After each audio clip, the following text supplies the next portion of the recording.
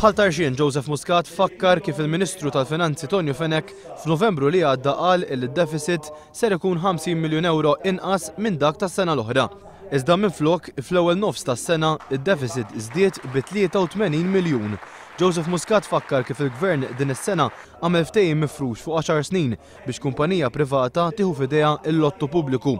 Il-Gvern iddeċieda li biex ikollu figuri finanzjarji preżentabbli jinkludi dħul kollu mifrux fuq 10 snin minn dan il-ftehim f'din is-sena.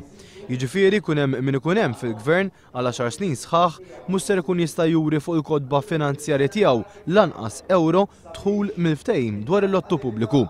Dwar id-dejn Joseph Muscat qal li f'Novembru Tonio Fenek qal li għal din is-sena d-dejn ser jiżdied biss b'150 miljun euro. Iżda fil-verità fl-ewwel 6 xhur id-dejn żdied bi 310 miljuni.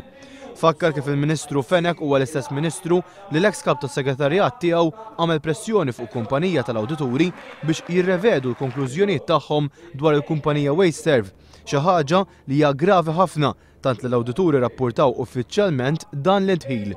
Wara dan il-każ u każi oħra li fihom ħammar wiċċ il-Gvern kif jista' l-Ministru Tonio Fenek jibqa' fil-kariga li jokkupa. Staqsa Joseph Muscat. Il-mexxej Laburista semma wkoll kif in-nuqqas ta' għaqal tal-Gvern qiegħed jaffettwa fost l-iktar oqsma sensittivi f'pajjiżna fosthom is-saħħa. Hemm ordnijiet ta' mediċini li mhux qed isiru għax m'hemmx flus biex isiru.